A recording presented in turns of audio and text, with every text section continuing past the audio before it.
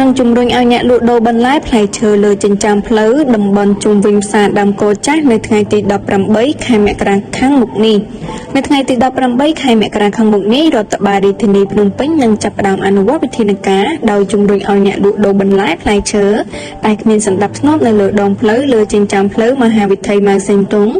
មហាវិថីព្រះមុនីរ៉េតនិងផ្លូវនានានៅតំបន់ជុំវិញផ្សារដើមកោចាស់ក្នុងខណ្ឌទួលគោកខណ្ឌបឹងកេងកងឲ្យទៅលក់ដូរនៅទីតាំងផ្សារដើមកោថ្មីស្ថិតនៅតាមបណ្ដោយមហាវិថីឈ្នះ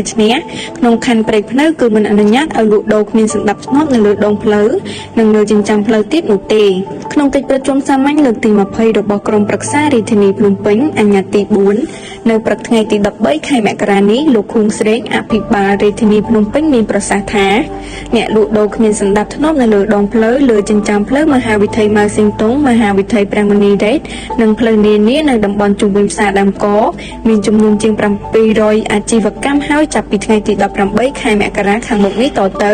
ពួកគាត់មិនត្រូវបានអនុញ្ញាតឲ្យលក់ដូរបន្តទៀតទេពួកគាត់ត្រូវបានរដ្ឋបាលរាជធានីភ្នំពេញរៀបចំឲ្យទៅលក់នៅទីតាំងផ្សារដើមកោថ្មីស្ថិតនៅតាមបណ្ដោយមហាវិថីឈ្នះក្នុងខណ្ឌព្រែកភ្នៅរដ្ឋបាលរាជធានីភ្នំពេញនឹងយកទ្រង់នឹងចិញ្ចើមផ្លូវទាំងនេះមកជួសជុលថែទាំដើម្បីឲ្យប្រជាពលរដ្ឋបានធ្វើដំណើរធម្មតាឡើងវិញ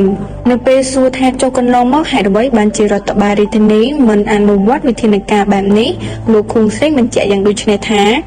ដោយសារពីមុនយើងមិនទាន់មានទីតាំងសម្រាប់ពួកគាត់លក់ដូរតែពេលនេះយើងមានទីតាំងសម្រាប់ពួកគាត់ហើយ